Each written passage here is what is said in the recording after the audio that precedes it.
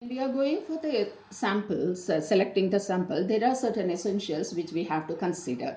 So the first one is representative. A sample which for the study is collected, it should represent all the characteristics of the universe. Now say for example, from the students of 11th, the students are to be collected for any like a seminar, something like that, which is related to the general seminar. It is not of any subject like that. So in that case, few commerce students also should be there and few science students also should be there. And when we are selecting the commerce students, physical education students should be there, typing students, and also. So it should represent, the sample collected should represent all the characteristics of the universe.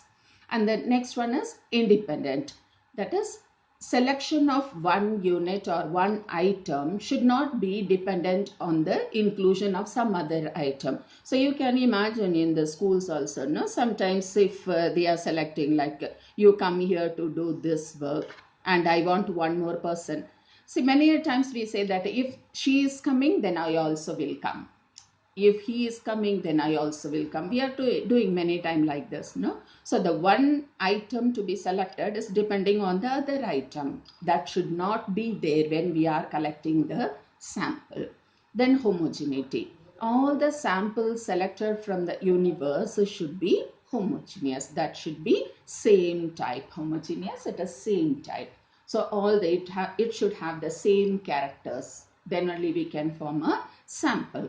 And then the number of items in the sample should be fairly adequate. Now consider that if we are like 70 students in the commerce section and only 3-4 students are considered for any sample survey, then this 4 number is not an adequate number to represent the 70 students. So there should be at least 10, 12, 13. So approximately, like more or less, to represent all the people, all the characteristics of the classes. So these are the essentials of a sample. Now we can see some methods of sampling. These are the principal methods or techniques of sampling: random sampling, purposive and stratified, systematic, quota, and convenience. So one by one we are going to see this. The first one is random sampling.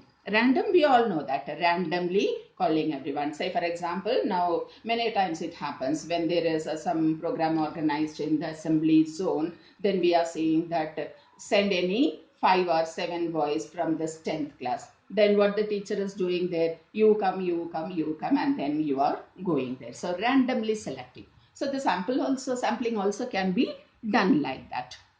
So in this method, each and every item of the universe has an equal chance of being selected.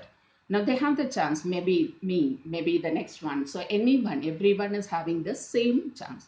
And it can be done in 2 ways. That is, one is lottery method and the other one is tables of random numbers. The lottery method we all know. So write the names of all the students in a slip, one student's name will be written and it is kept in a box, then shuffle it.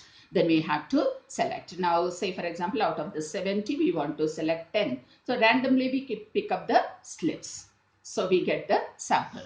And the other way of doing is tables of random numbers. Most of the statistics experts have given some numbers and tables, and the most popular one is the Tipper's table. He has given so many numbers and which can be considered for selecting the samples.